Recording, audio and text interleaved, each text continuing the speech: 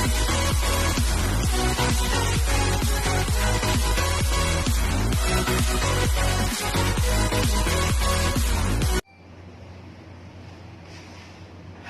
my name is Ryan Bautista, and I will be your teacher for this Quarter 1 Science 7.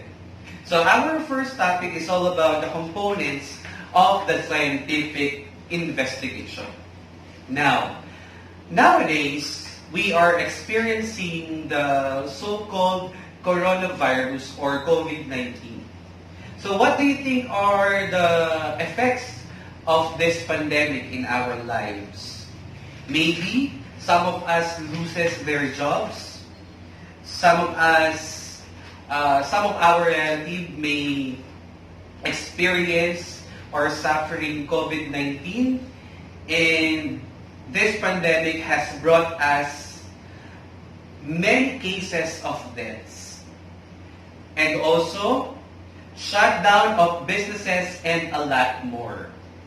So basically, as today, you will experience its effect because under the state of calamity in our country, you are staying home while learning. Nakakatuwa na sa kabila ng ating naranasang pandemya ay nasa loob pa rin tayo ng ating mga tahanan at natututo sa kabila ng pandemyang nangyayari sa ating paligid. Now, natural disasters and pandemic are experienced by most of the people. Now, what do you think are the solutions to this problem?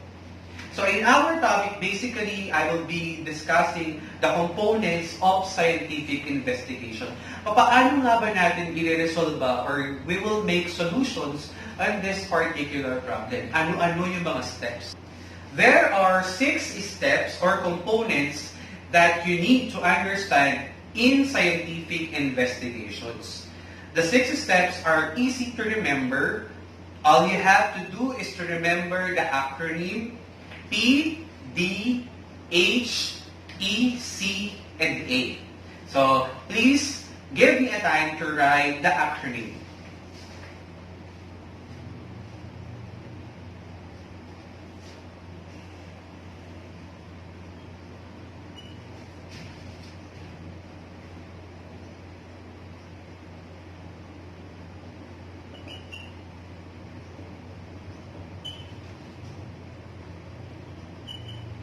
Okay, so we are discussing the 6 steps in scientific investigation.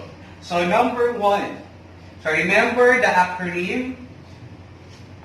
Number 1, P.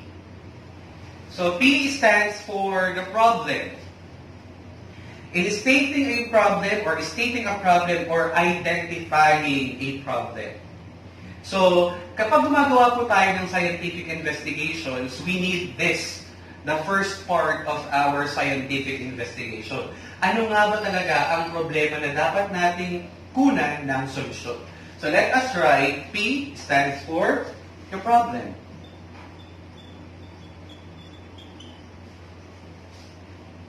Okay, so in this step, in observing, we have to use our 5 senses to gain more information. In stating or in identifying a problem, gagamitin po natin ang ating 5 senses. Ano-ano ba yun? Sense of hearing, sense of seeing, sense of taste, sense of feeling or touching, ano pa ang hindi ko nababanggit? Sense of smelling. So, iyan po ang dapat natin consider when we make a statement of a problem.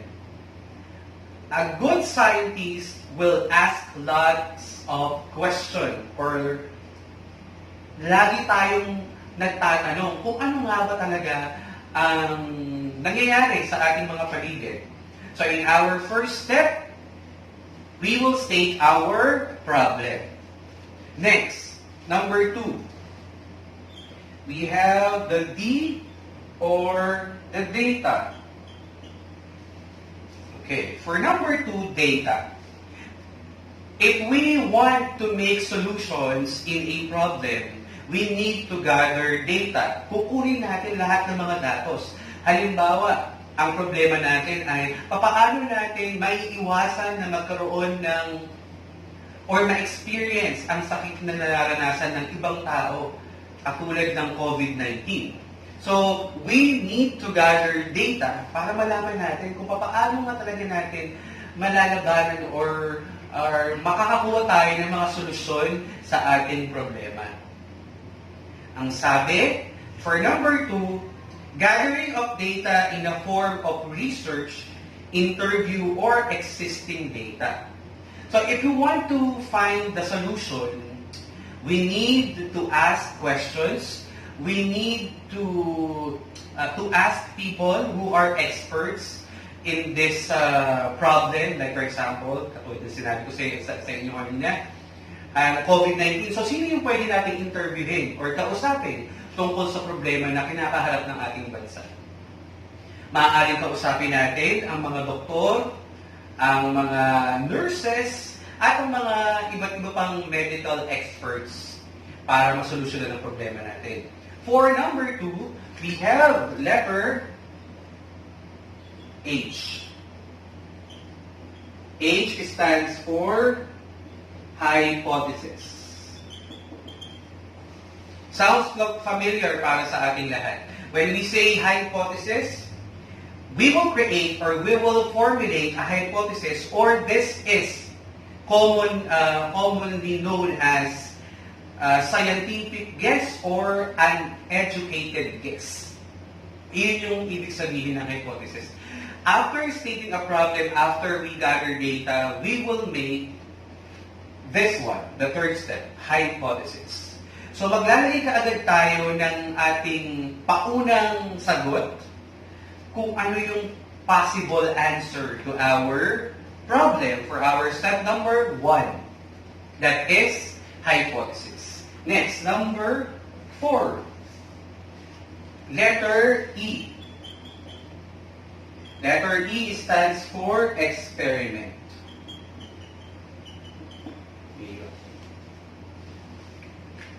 For letter E, we will test our hypothesis. So, kung ano man yung nalagay natin or naisulat natin sa hypothesis, we need to do an experiment.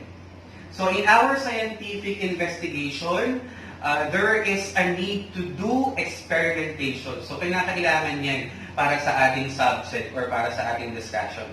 So, without experiment, hindi natin malalaman o hindi natin mag-test kung valid ang hypothesis na ginawa natin. Okay? Ang sabi dito sa ating information or data, an experiment is a test that will prove or disapprove your hypothesis. So, ibig sabihin, when we come up with hypothesis and when we do our experiment, malalaman natin kung ito ay valid or invalid. A good scientist will conduct an experiment more than once to double-check their work. So that is one of the characteristics of a scientist. Lagi tayong nag-experiment at tinatry natin ng ilang beses. Tinetest natin, nag-experiment tayo. If our experiment is good or not. One of the important factor in having experiment are the variables. Variables are great importance in an experiment. A variable is any item, factor, or condition that can be controlled or changed. So iyan po ang kailangan nating ilagay sa ating experimentation or for our number 4 step, experiment. Now, let's proceed. We have number 5. Number 5, letter C for conclusion.